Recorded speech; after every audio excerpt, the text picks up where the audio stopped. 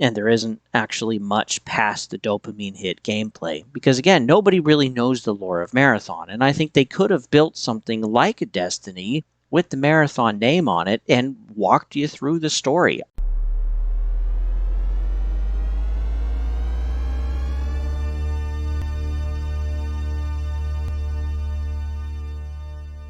Hey folks, welcome back to Game Garbage, where we take a look at games, chat about the gaming news in the industry, and of course stream for fun when I can, which hasn't been lately. I also got some allergies going on, so any of you other sufferers out there, I totally understand. Now, we are going to be going over the Marathon review. This is after the free-to-play week. I also played the Server Slam.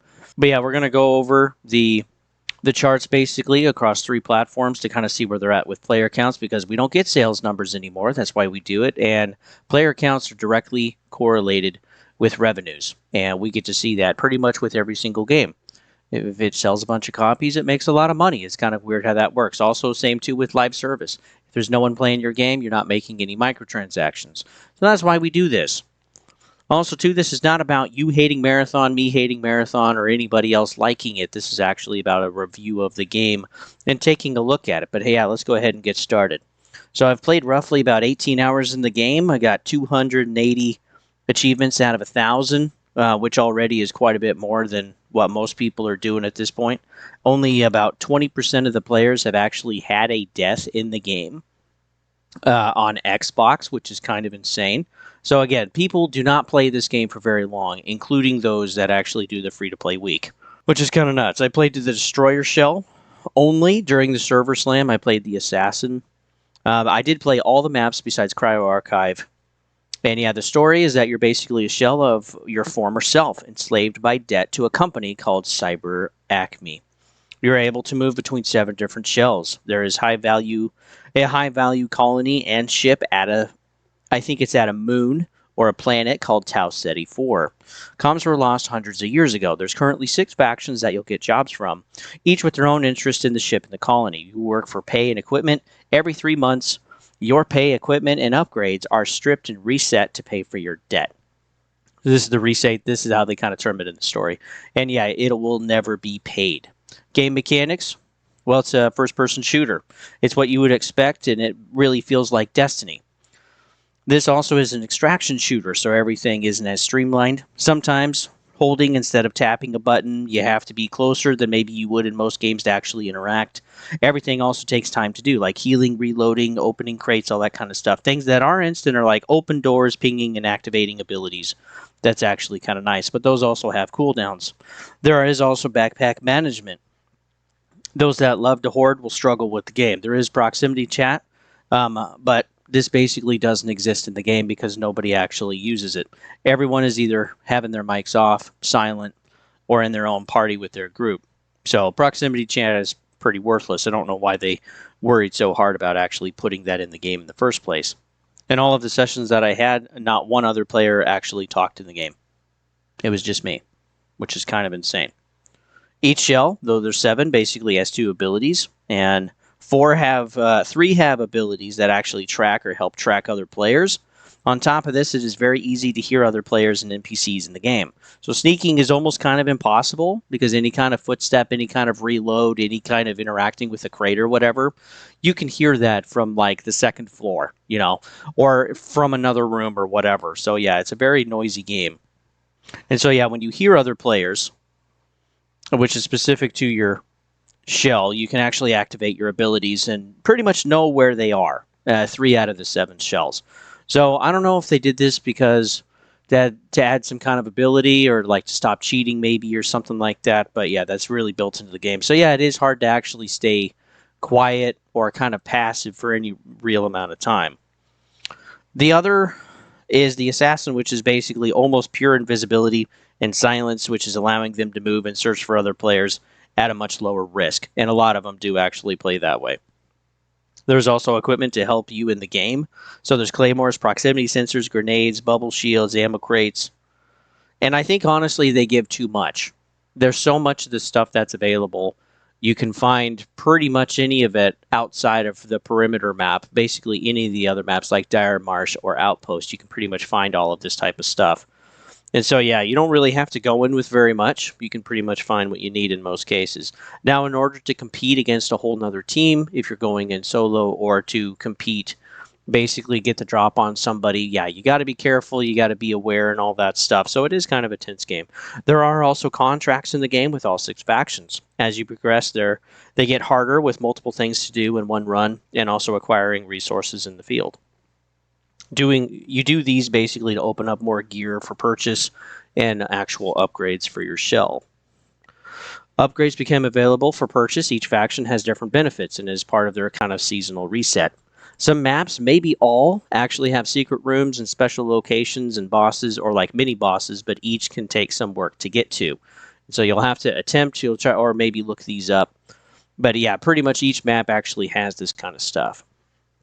They're hard to use as you progress through the maps, and Cryo Archive 2 is basically the ultimate raid, which is the ultimate goal, but it's not always available. Basically, it's available like during the weekend for most players, or every other week. So yeah, it's not open most of the time, so you basically grind to get all your gear, and then you'll go do Cryo Archive, kind of like an actual raid like in World of Warcraft. There's also elemental effects in the game on the maps. So rain hindering hearing and long distance visibility. There's birds that can be scared and give away your position. There's spiders that actually hunt you in the game and spawn from nests. There's also darkness, which is very, very dark, and I really appreciate this because so many games have it like dark outside, but it's like a full moon and there's so much light splashed everywhere in the game. But yeah, this is actually very low visibility. So yeah, your flashlight is actually useful. Water offers no cover like in Dire Marsh, and there's also spores that are toxic. There's lightning strikes, burning hailstorms like on Outpost, and motion detection sentries on cliffs and walls, basically in every single map that there is. The further down the map, the more sentries there are. Extraction basically has 2 types. Each require charging and basically 10 seconds to actually be in the final circle to eventually extract. Even in Last Stand, you can extract, which is nice. Some are guarded by NPCs, and sometimes they're your only option. The actual performance of the game, very stable. Basically running at 56, 60 frames on the Series X. And yeah, it's very, very nice for that. Very, very stable. I almost have no tearing. There's no issues going on. I do have ERR. But yeah, it runs very, very good all of the time. I almost barely feel or sense anything. You do have the ability to actually have an FPS counter at the top right of the screen, which is nice. The good about the game. Marathon is definitely a good extraction shooter for the genre. Not great. The map's mostly progression gunplay, weapons gear, allows variety and also for different playstyles, which is nice, and dynamic enemy environments. There's no playthrough that's exactly the same, but there are similarities. So it does help to actually run the same thing over and over again. You'll learn the map, you'll learn where stuff kind of generally is, but things will kind of shift in whatever with a random numbers generator. Like other PvP games, the dopamine hit is what you really play for. It's definitely there. Progressing 2 feels good when you actually get some of the time in. And this is what I think people were mentioning during their own reviews when the game first came out or during the server slam, is that, the more you play, the more you learn, the better you do. And again, you get that dopamine hit. But as a game itself, I don't believe the game itself is overly good. I believe a lot of it is really just that dopamine hit that you feel while you're playing. And it's why people play Arc Raiders, play Fortnite, Apex, the finals. I mean, you name the game. The PvP element of it is all about the dopamine hit of doing well and getting a kill versus not. And the players that perform to that, well, they definitely like those types of games. The element design is also good. The graphics and performance are great in the game. Outpost is actually a pretty fun map. I especially like where there's like the Marathon Exhibit Tour. I didn't get to go through it all because, again, I got to be careful, and it is pretty exposed up there, but that was actually fun. It's easy to go in with a kit and basically find weapons and gear on Outpost because, again, there's so much available. Also, the night Dire Marsh map is also fun as well. I like how dark it is. There's different feel. Again, everything, too, is also loud in the game, and since you can't really see much, that's really amplified with the darkness in the map. I like, too, how your mini-map is laid out and how detailed it is. You can actually plan routes. You can see where crates are. You can see where little dips are in the terrain and stuff. It's actually really nice that they did that. The sound design, too, is actually pretty good, but it is overly loud, and I think it is a little too much. The NPCs are also awesome. They're actually some of the most alert NPCs I've ever played with, pretty much since Killzone or like Modern Warfare 3 survival mode. Build crafting is definitely in the game if you put in the time. You can get to a point where you can auto reload, faster ability charge, increase jump, etc., and add all of these other kind of abilities and work toward this to actually build a better type of shell. Some of this too is inlaid with your upgrades, and some of this too is specific for types of equipment and also for your specific shell. So it's not like you just kind of pick a shell with some abilities and go for it. If you really want to dig in, you can really build a catered piece or a catered shell to your liking to actually play the game. The bad, I definitely think it's the UI. While improvements were made since the server slam, it is still frustrating. Rewards are sprinkled throughout the menus, and I think personally they should be in one place. There's high contrast menus, make it actually hard to find something because everything is basically high contrast, or everything's kind of more like a black and white style with color sprinkled in there. So it's actually kind of really hard for me to actually kind of see what I'm looking at. Nothing really pops out from anything else, and everything's kind of on an equal playing field in color and in size. The loadout screen too, I think also is very busy, but not sure how to suggest exactly how to streamline that. The game too is also not overly controller friendly. It's really made for a PC, and yeah, that can be kind of rough. Even on a 55-inch TV, in contrast, it's hard to read actually some of the stuff on the screen, whether I'm actually playing the game or whether I'm in the menus. Things too tap right into place, which is nice, and others I have to drag. Every mod attachment wants to go to the top weapon. So if I want to drag it to the secondary weapon, I don't know of a way to actually engage with it to just get it to tab over to the secondary weapon. It's always to the first one. It would be nice if that was actually fixed. Doing my loadout takes forever. After 20 hours, it's almost 20 hours, it's still better, but still a struggle, and it shouldn't have to be. It just doesn't feel intuitive to me. It's not like really anything else I've ever played. I mean, whether it's been Apex or the finals or COD, I can kind of jump in, or even like Arc Raiders, I can kind of jump in and kind of see and know what I need to do. And also, it's very intuitive what kind of everything is. I don't have to question that or read the descriptions of things to actually get to know that. So yeah, the intuitiveness is very lacking, I find, in Marathon for me. And even with like Crimson Desert, Arc Raiders, EVE Online, and War Thunder, I still like these actually have better UIs than Marathon.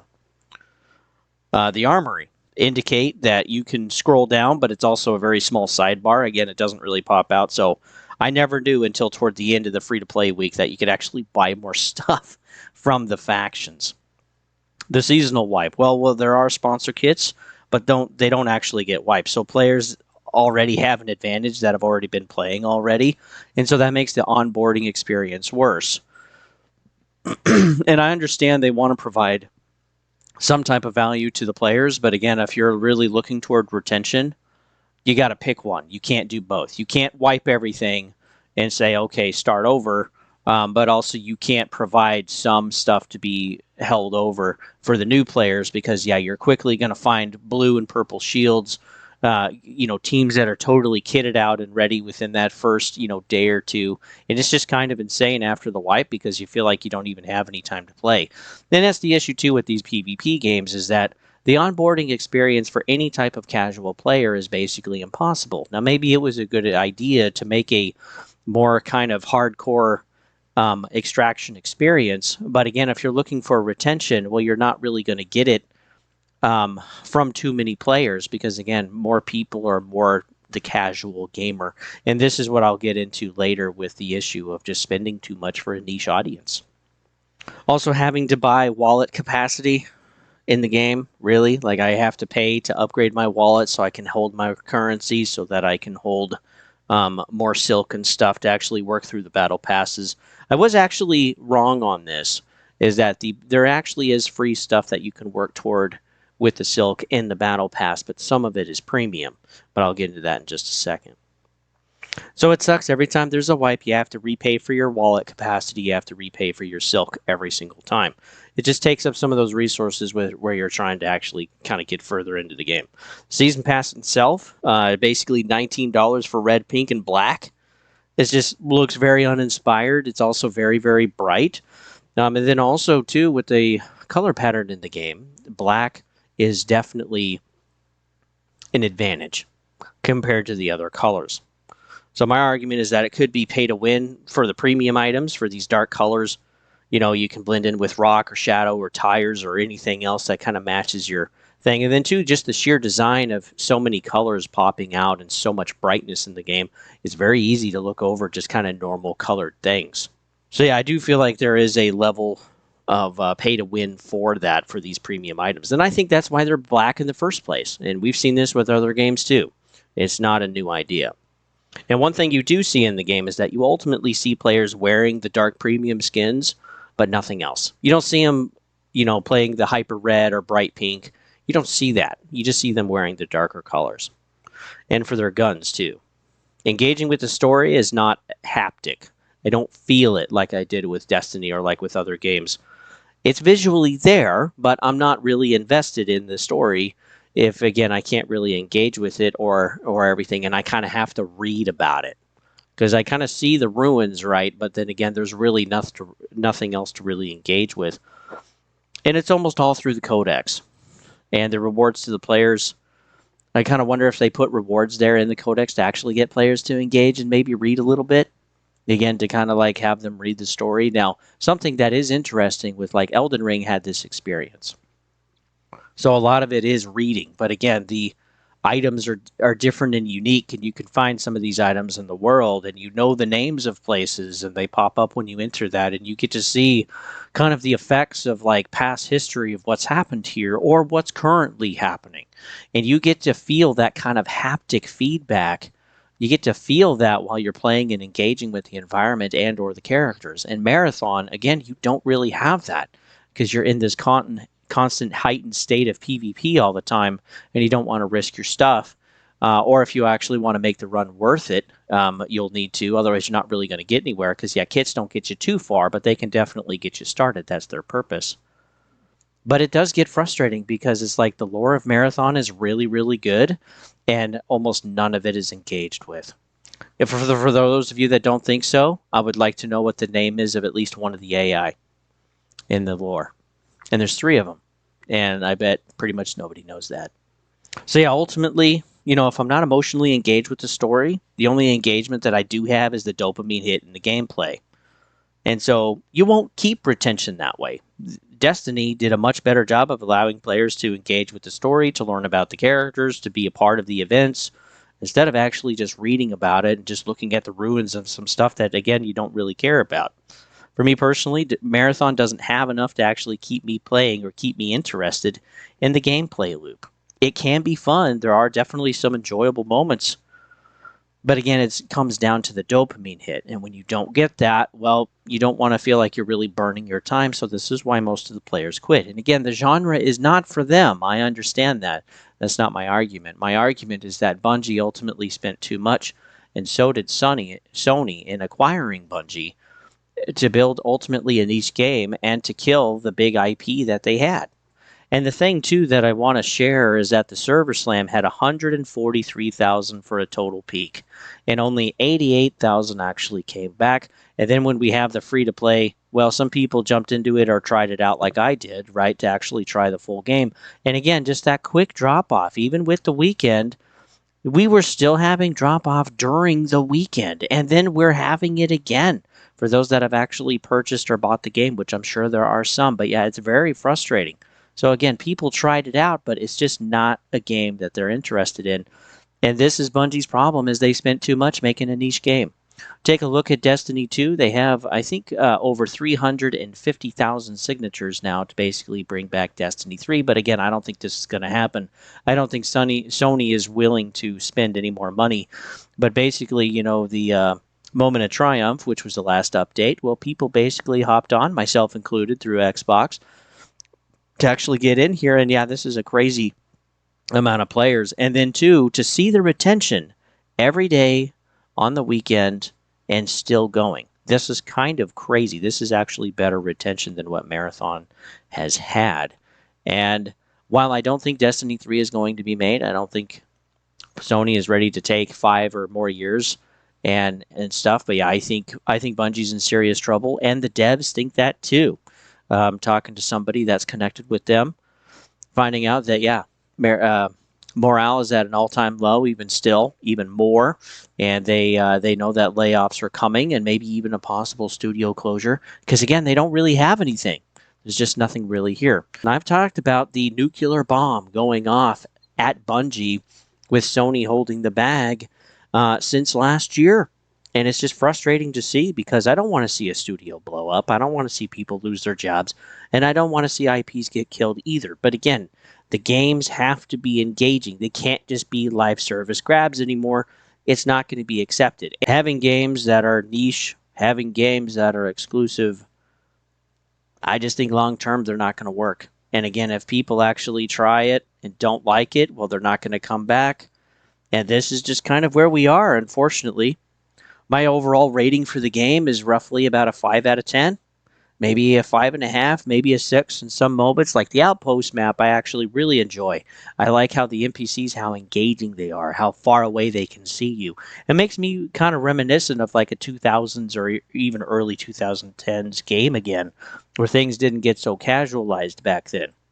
But the cosmetics, the UI struggles, the button layout, hard to stealth unless you're the assassin, and grind an engaging story, the sponsor kit advantage, all of this kind of stuff. It just makes me frustrated with the game. And there isn't actually much past the dopamine hit gameplay. Because again, nobody really knows the lore of Marathon. And I think they could have built something like a Destiny with the Marathon name on it and walked you through the story. I think that could have been cool. But no, again, they didn't do that.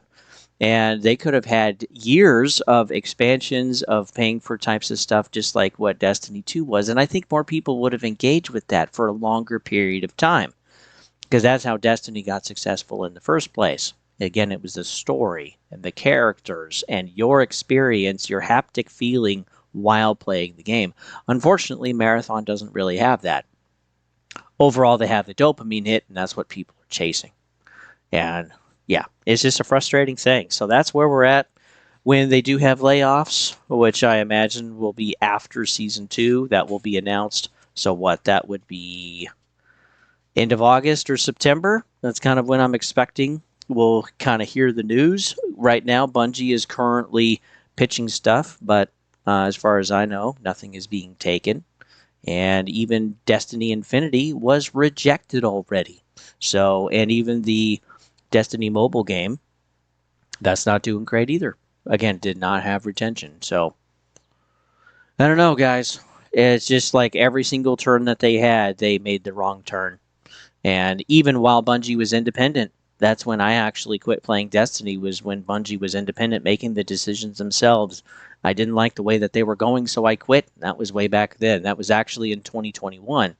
So yeah, I haven't played Destiny in 5 years. And to go back, like on June 9th, it brought back a lot of good memories. But again, I'm not coming back to the game because I know who Bungie is. So with that, folks, I'll see you guys on the next one.